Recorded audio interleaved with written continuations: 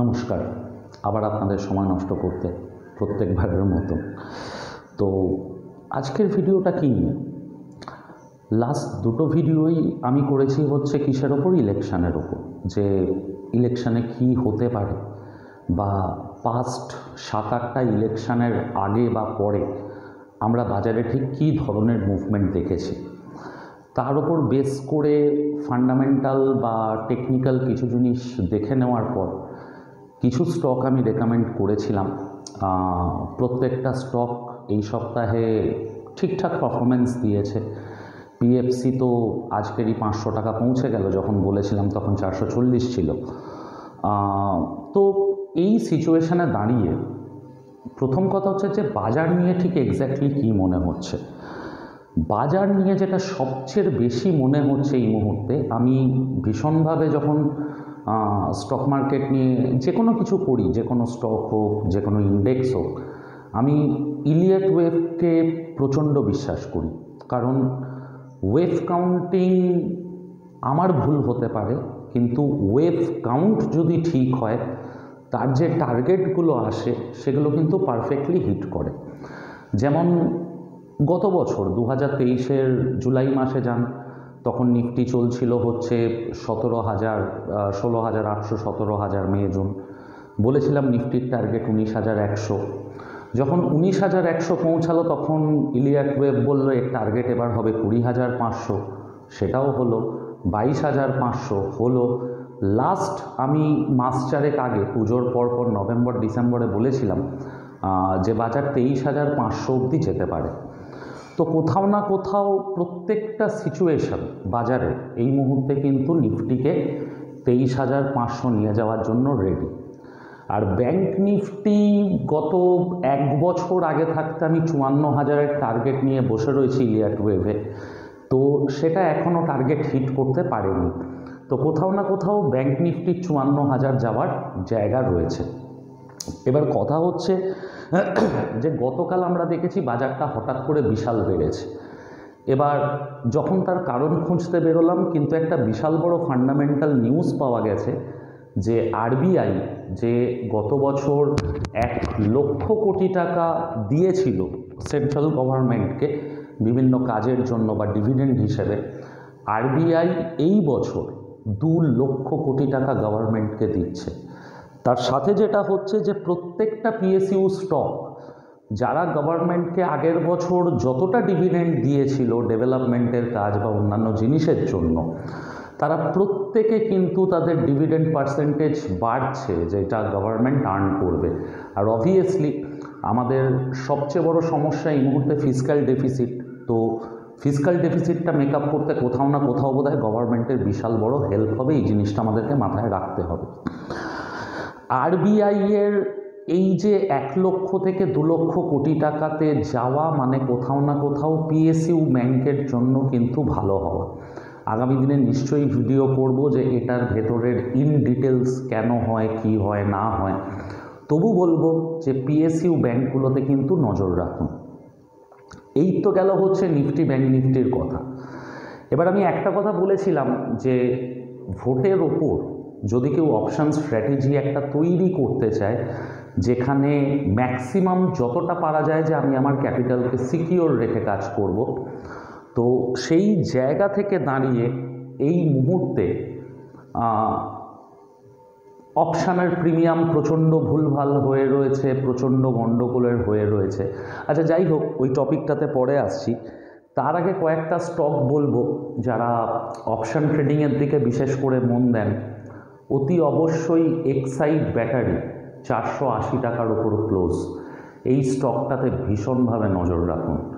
ও চুপচাপ রেস্ট নিচ্ছে, যে কোনো মুহূর্তে যে কোনো দিন ফাটবে। কারণ আজ থেকে অমর রাজা ব্যাটারির লড়াই কিন্তু শুরু হয়ে গেছে বা উপরে দৌড়ানো শুরু হয়ে গেছে। তো সেই জায়গা থেকে দাঁড়িয়ে এক্সাইড ব্যাটারি 450 থেকে 480-90 ঘুরছে।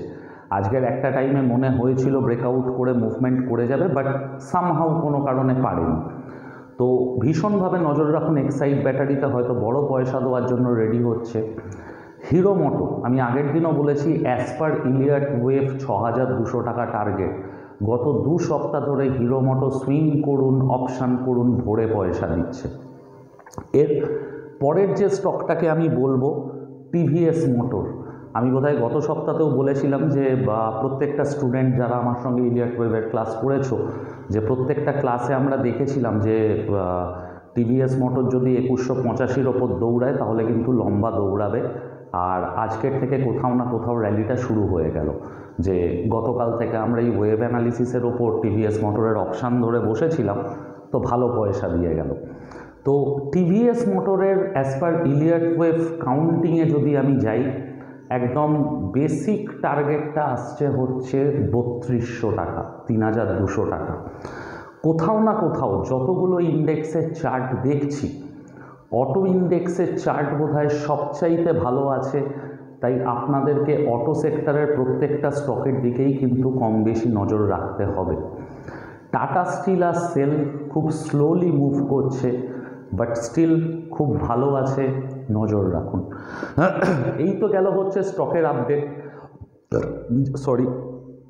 যারা অপশান ট্রেডিং করতে চান বা করতে ভালোবাসেন, আমি বারবার বলেছি যে মান্থলি অপশানের দিকে ফোকাস করুন, কারণ আজকের ডেটে দাঁড়িয়ে অপশানে আমরা যে পরিমাণ লস দেখছি, আজকে 9 করে আমার প্রায় 2002 সাল থেকে মার্কেট, আমি বারবার বলি হয়তো তেমন কিছুই করতে পারিনি লাইফে, বাট সো কল্ড একটা জিনিস হয়তো দেখেছি বা এক্সপিরিয়েন্স থেকে বলছি, যবে থেকে উইকলি অপশান চালু হয়েছে তবে থেকে কিন্তু মানুষ সবচেয়ে বেশি ধ্বংস হচ্ছে। প্রত্যেক দিন একটা ডিয়াল লটারি খেলার মতন কিন্তু অপশান ট্রেডিং চলছে। কিন্তু আবার বলছি, ভোলাটিলিটির অঙ্ক, পিসিআর, ইলিয়াট ওয়েভ, এই তিনটের জিনিসের যদি কেউ কম্বিনেশন করে স্টকে অ্যাপ্লাই করতে পারে, অপশানের মতন প্রোডাক্টিভ জিনিস কিন্তু হবে না। কিন্তু সমস্যা হচ্ছে আমরা শেখার চাইতে তুক্কা লাগাতে বেশি পছন্দ করি, যে স্যাট করে ঢুকবো, স্যাট করে বেরোবো। আমি বারবার বলছি, তো এরকম স্যাট করে কিছু হয় না। প্লিজ ওই চিন্তাভাবনাটা ছাড়ুন যদি লম্বা রেসের ঘোড়া হতে চান।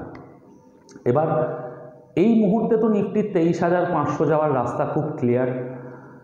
বিজেপি গভর্নমেন্ট আসছে, সেটা সব জায়গা থেকেই ধরে নেওয়া হচ্ছে। অমিত শাহ, নরেন্দ্র মোদী সবাই বলছে বাজারে পয়সা লাগিয়ে দিন, প্রচুর পয়সা দেবে। কিন্তু এই মুহূর্তে দাঁড়িয়ে প্রচুর পিএসইউ স্টকে কিন্তু ডাইভারজেন্স তৈরি হচ্ছে।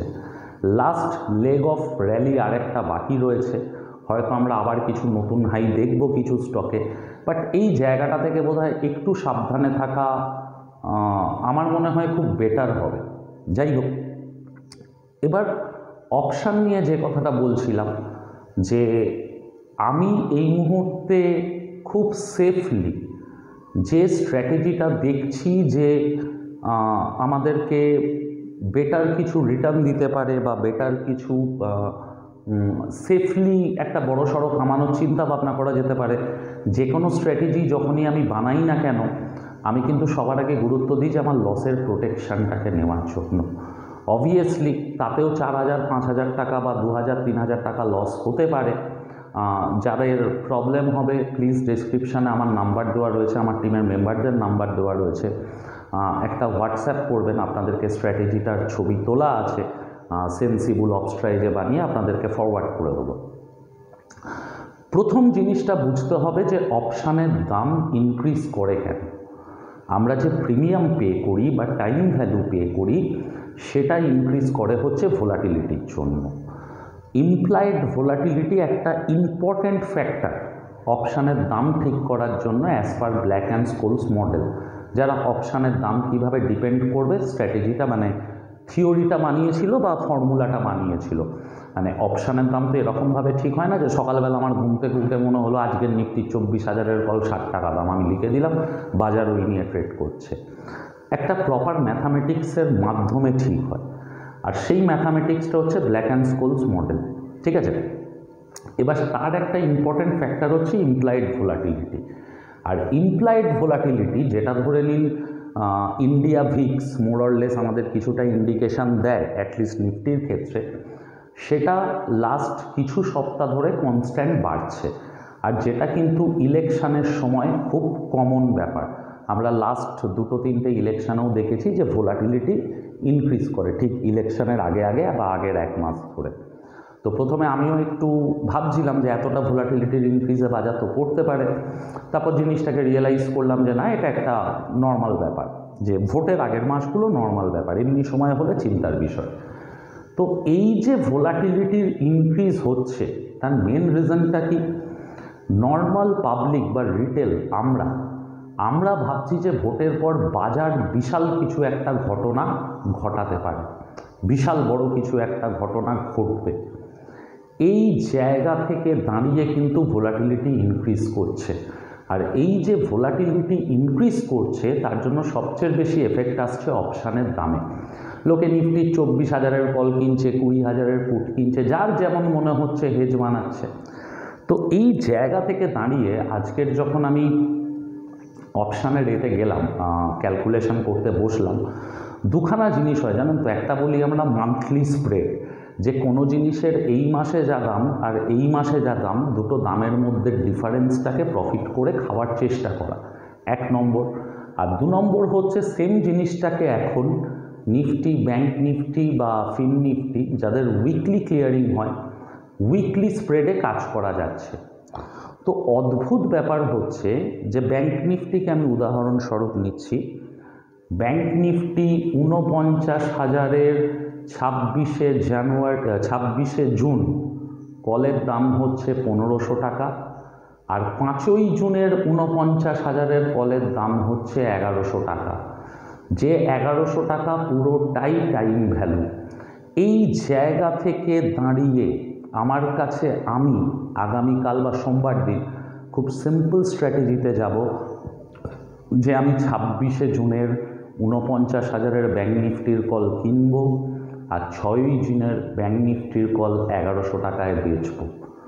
বা সিম্পলি এরকম বলতে পারি, আমার 26শে জুনের কলটা কেনা থাকবে, আমি 5ই জুনের একদামানি কল সেল করব।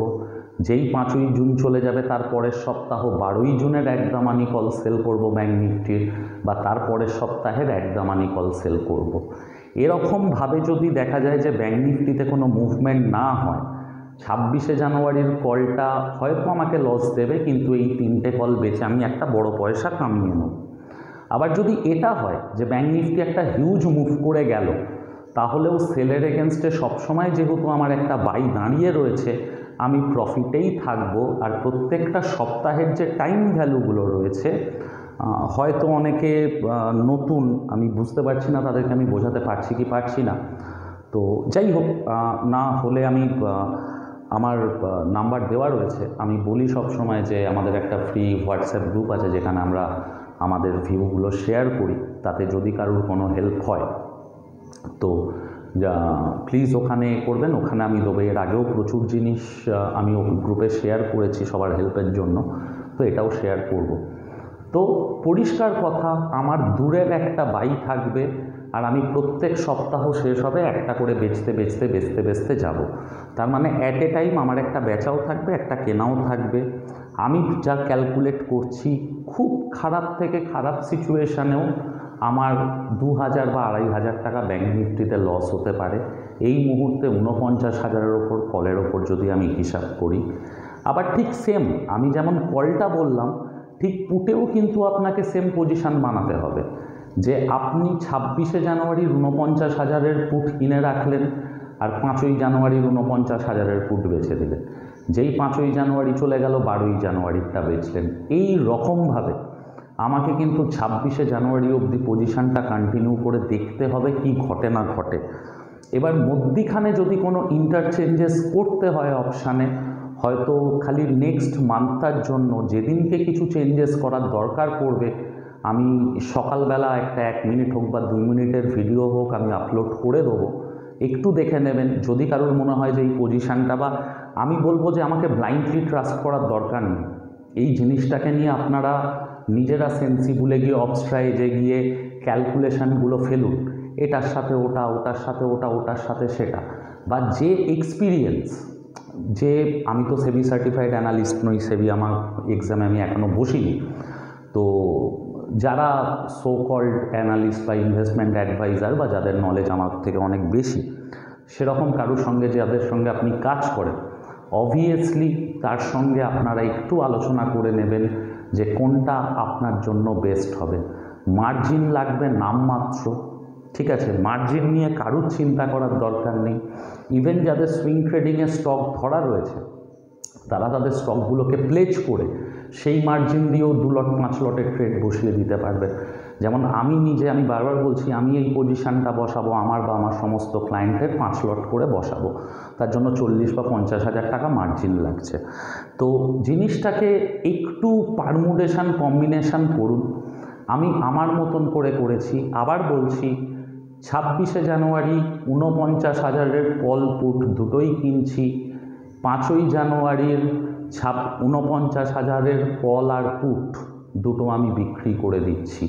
তারপর প্রত্যেক সপ্তাহ অনুযায়ী বাজারের ভোটের পরের মুভমেন্ট অনুযায়ী পজিশানে কি চেঞ্জেস করছি না করছি সেটা আমি আমার হোয়াটসঅ্যাপ গ্রুপেও আপডেট দেবো, আর আমি এখানেও আপডেট দেবো ছোটো ভিডিও করে। এরপর যে জিনিসটা কিন্তু নিফটিতে অতটা বেটার কাজ করছে না যতটা ভালো ব্যাঙ্ক নিফটিতে কাজ করছে, কারণ ব্যাঙ্ক নিফটিতে ভোলাটিলিটির এফেক্ট থাকে, এমনি প্রিমিয়াম বেশি থাকে, তার উপর ভোলাটিলিটির এফেক্টের জন্য প্রিমিয়াম কিন্তু আরও বেশি পাচ্ছি।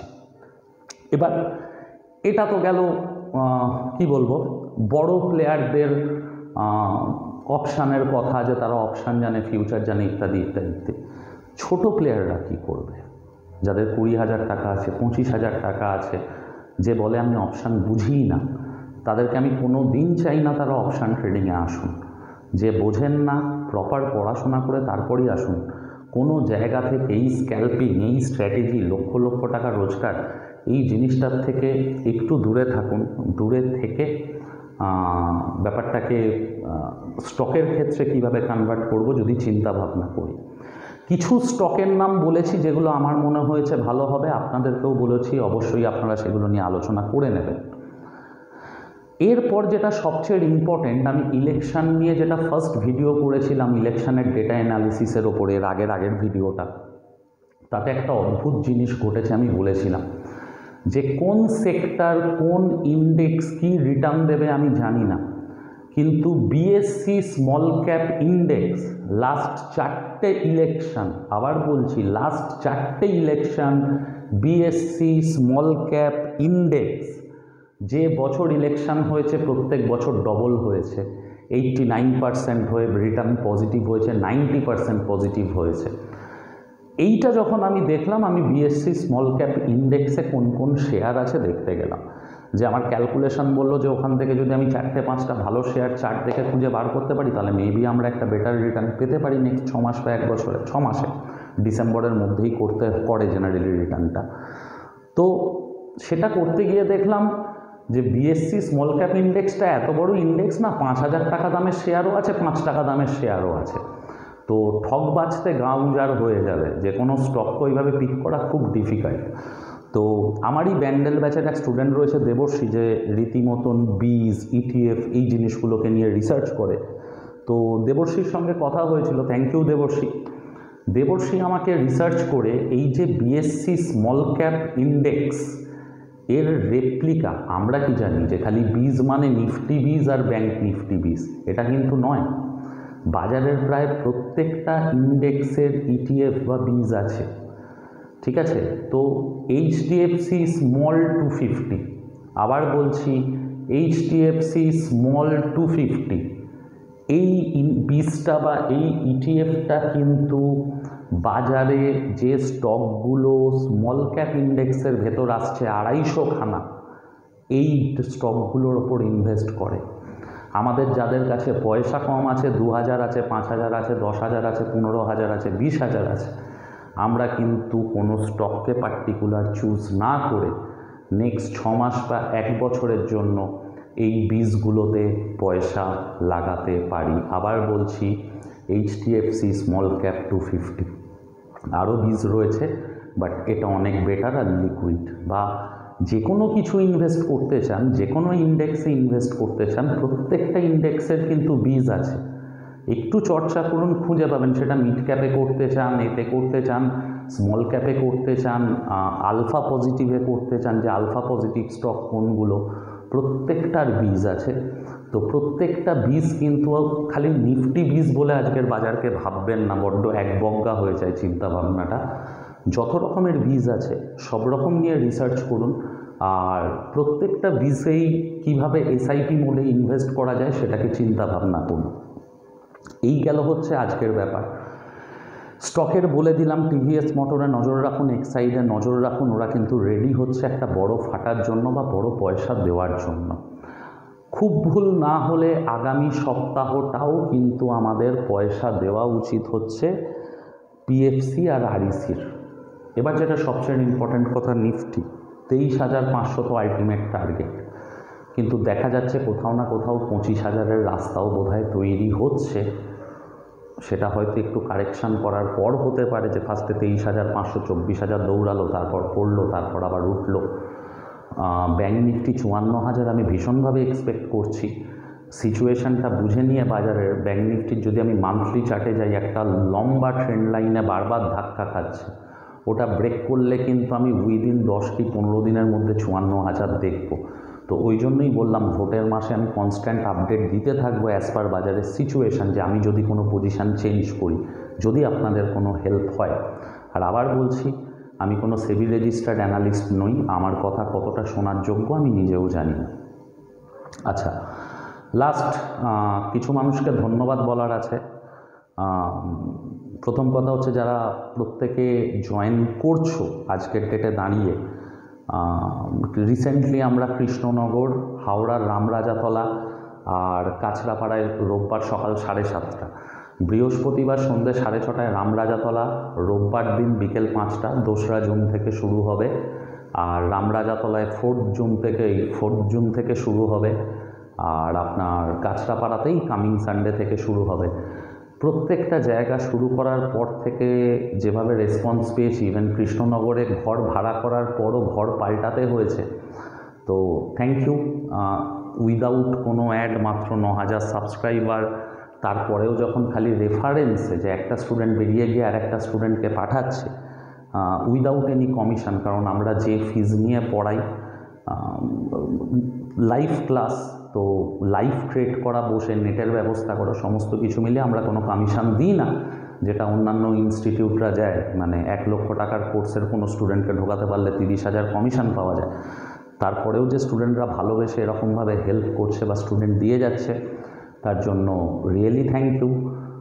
কিছু মানুষ প্রচণ্ডভাবে লেগে গেছে কমেন্টে এসে উল্টোপাল্টা কথা বলে কোনোরকমভাবে ডিফেম করার জন্য। তার পেছনেও বোধহয় কোথাও না কোথাও কিছু না কিছু একটা কাজ করছে হঠাৎ করে, জানি না। যাই হোক, যাদের যা কাজ করার করুক, আমরা শেখানোটাতে মন দিই। কাজটা যদি ভালো করে করি, অবভিয়াসলি আমার মনে হয় না আটকাবে। কেননা গত বছর পুজোতে 4 জনকে নিয়ে শুরু করেছিলাম, আজকে সেখানে 600 ক্রস স্টুডেন্টের সংখ্যা, অফলাইন বলুন বা অনলাইন বলুন। যাই হোক, তো এই জায়গাগুলোতে শুরু হচ্ছে। যদি কারোর মনে হয় যোগ দেবেন। আর আমাদের সমস্ত ডেসক্রিপশান, ডিটেলস সমস্ত কিছু নিচে দেওয়া রয়েছে। আপনারা কমেন্টে বারবার ফোন নাম্বার চান, প্লিজ একটু কষ্ট করে ডেসক্রিপশানটা দেখে নেবেন। আর আবার বলছি, ভোটের কয়েকটা সপ্তাহ একটু সকালের দিকে নজর রাখবেন, যদি কোনো আপডেট আসে, যদি পজিশান নেন, না হলে হয়তো রাখার দরকার নেই, সেটা আপনাদের ডিসিশান। আর আবার রিকোয়েস্ট করব, প্লিজ সবার সঙ্গে একটু শেয়ার করবেন। যদি সবাই মানে কি বলবো, মনে করে যে দেখার যোগ্য বা কিছু শেখানোর জায়গা রয়েছে এই ইউটিউব ভিডিওগুলোতে, গত 1 বছর ধরে যে টপিকগুলো খুঁজে করে যাচ্ছি, ভালো লাগবে আপনাদেরকে। আপনারা যেভাবে সাপোর্ট করেছেন গত 1 বছর, ভাবনা চিন্তার বাইরে। তো বেশি কিছু ওই জন্য নিজের চাইতে লজ্জা করে। তো যাই হোক, ভালো থাকবেন, ভালোভাবে ট্রেডিং করুন। ভোটের পর মনে হচ্ছে একটা বড় অপরচুনিটি আমাদের জন্য আসতে চলেছে। তো প্লিজ সবাই মাথা ঠান্ডা করে, আমি যেটা সবসময় বলি, যে কোনো জিনিস একটা প্রপার প্ল্যানিংয়ের ওপর হওয়া উচিত। তো ভোটের ট্রেডগুলো কীভাবে কী করবেন না করবেন, প্ল্যানিং করুন প্লিজ। কোনো কোয়েশ্চেন থাকলে কমেন্টে জানাবেন, হোয়াটসঅ্যাপ নাম্বার দেওয়া রয়েছে ডেসক্রিপশানে, জানাবেন। চেষ্টা করব যত তাড়াতাড়ি পারি রিপ্লাই করা। থ্যাংক ইউ সবাইকে।